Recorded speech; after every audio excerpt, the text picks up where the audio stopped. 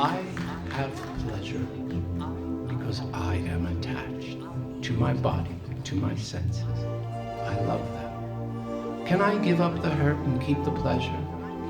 Can I give up me and enjoy and experience a deeper experiencing of me? With no me, who's me? What's it matter? Give it up, boy. You won't miss it. And sensing the self with compassion and forgiveness, and seeing the self with self-regard, can I let go of the hurt self and be with the greater self that is part of the greater everything, the non-self self? Why diminish the self by enlarging the self, the circumference of being? Who is this self and self? Only with self-loving can one give up the self, can one see the self with compassion. Love him, me, the kicked, the wounded, the haunted and despised, the unlovable. Who wants to love the unlovable? I want to fall off to sleep, waiting for the sweet, sweet relief of the first monsoon showers. I stick my head out the window. It is dark out there. I must remain in the lucid twilight zone. We, you, I, am, are all possessed. Not all the time. Yes, all the time. It's not me, but an energy, a spirit, a mood, a mob, a field that takes possession of me, overtakes me. Its pure intensity, and I am lost. I see it in a Francis Bacon painting, in Picasso's Guernica, in the paintings of Hungry Ghost. I see it in all the rational politicians, the business classes, the art class, all perfectly rational. Those human-like wraiths with mummified skin, narrow, withered limbs, grossly bulging stomachs, long, thin necks, and tiny mouths in Prada suits. I do like Prada. She's a great designer. Ah, that's a nice portrait of me, is it? The light is blinding me. A fusion of rage and desire, a torment of unfulfilled cravings, an insatiably demanding impossible satisfaction for me. I am a hungry ghost, condemned to inhabit shadowy and dismal places in the realm of the living. Why? Seriously, you want me to believe this? Well, you keep talking about it. I know. In the deep recesses of my memory, everything is stored, and my conscious, unconscious, beyond conscious lives. My actions and reactions are rounded, shaped and guided by this multitude of memories. Get the flashlight, get into the pit, get the shovel, get the avalanche pit. Ah, that dismal place, this hotel room, the wombs, the tombs of me and us. All those lost but never lost memory fragments were being mined and excavated. And with such excavation, in this archaeology of memories, perchance my soul may find peace again. Or is this madness descending? How much excavating must I do? No more trembling. Plunge the knife in. Although I got food, I cannot eat. Although I burn with hunger, my mouth is contracted, since in my mouth I have a hole to that of a needle. I am known as Sukimuka. Japanese hungry ghosts called gaki must eat excrement. So I will eat excrement. Those called jikininiki are cursed to devour human corpses. So feed me corpses. According to Hindu tradition, hungry ghosts may endlessly seek particular objects, emotions, or people. Those things that obsess them or cause them hurt, or to hurt others when they were living. It's all the folly of the divine. Brahmins desire to experience delight. Oh, that's nice. Why not imagine? I'm in a great mad dream, real and unreal. I am dissolving, transforming into a formless spirit without personality or definition, with no values to affirm, free of models, free of ties. I will lose myself to discover the 0 point. Deep down in the depth of my soul, I will die to give in to a complete loss of control, an absolute surrender, a disorientation so deep that it will dissolve reality as I have known it.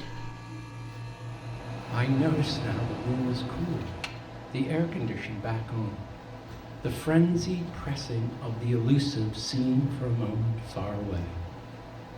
How could it be that I have found my way here? In the shower, the cool water runs over me, and I take a deep breath. I could hear my heartbeat, and I thought, I am at the beginning of a galactic collision.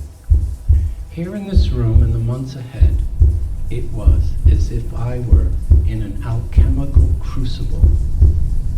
Galaxies were slowly coming together in me, swirling, smashing into each other, and their interstellar gases mixing in this beautiful gravitational dance, in this immeasurable heaven. I can only hope, in the process of doing this, I will set on fire new star formations across the entire universe in me, and whatever remains after the collision will be a new me until the next greater or further reality, into an altogether other dimension of existence from the sensible and merely understandable world. It's 50 years now since the Apollo landing, and we are still here. Did I imagine something else? I thought it's not leaving Earth, which is an extraordinary feat in itself. It is seeing Earth from outside Earth that is extraordinary. Would not this awareness change everything? It's interesting how when you are young, your sense of change is so different. There is an awareness reported by some astronauts during spaceflight while viewing the Earth from outer space that causes a cognitive shift that's termed the overview effect. It is the experience of seeing firsthand the Earth in space, which is immediately understood to be a tiny, fragile ball of life, hanging in the void, shielded and nourished by a paper-thin atmosphere. On return from his Blue Origin flight at age 90, William Shatner, Captain Kirk of Star Trek, said, "You think, oh, that's just blue sky. And then you shoot right through it, and all of a sudden, as though a bed sheet had been pulled off you when you're asleep, you're now looking into blackness, into black ugliness. Then you look down. There's this blue down there and black up there. Down there is Mother Earth and comfort. And up there, is that death? I don't know."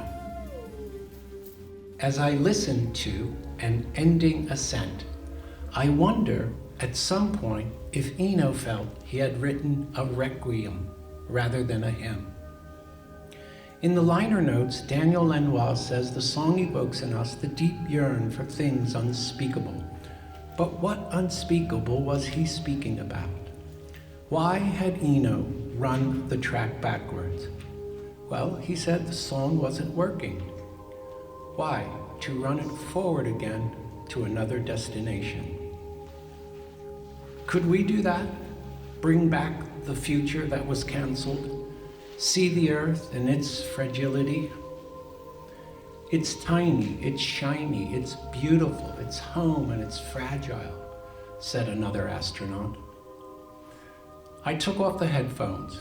I continued past the many, many people, each unique and individual. So many lives, so many feelings, passing tower after tower after tower, no space between them. I could hear now the drip and hum of hundreds and hundreds of air conditioners. The soundtrack to planet Earth, I laughed with myself. I dissolve into a kind of unknowable human macroorganism, wanting to see myself outside myself.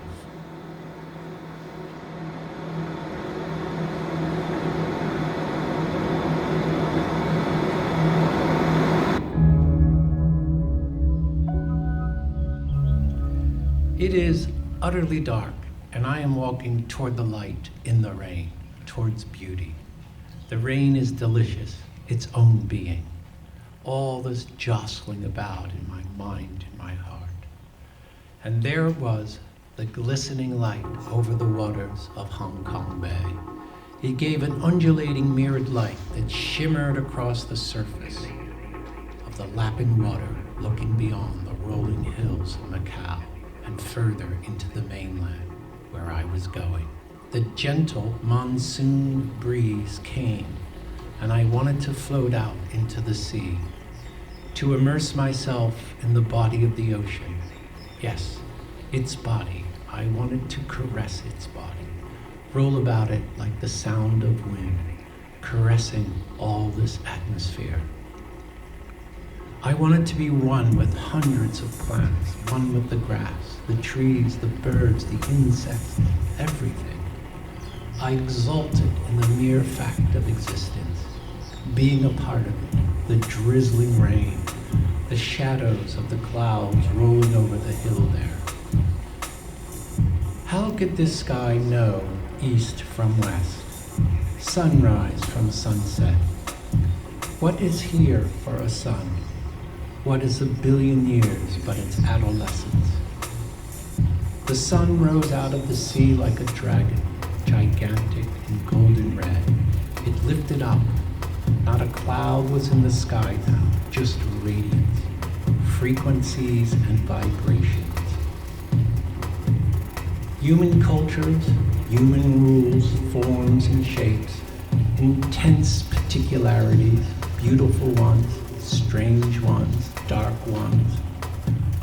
Hong Kong was a very distilled and particular changing set of geographies, atmospheres, seas, languages, currencies, foods, hybridities, politics, communities and camaraderies, fraternities and societies, from the darkest to the brightest, with its fears and its brilliance.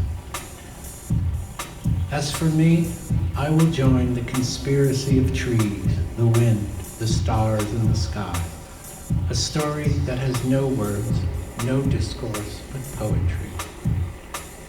I sit and look at the sea. I have surrendered myself to this holy night. A peace fills my heart. It rains all about me. After a while, I return to the hotel, pack up, leave a note for Min at the reception, and make my way to the ferry.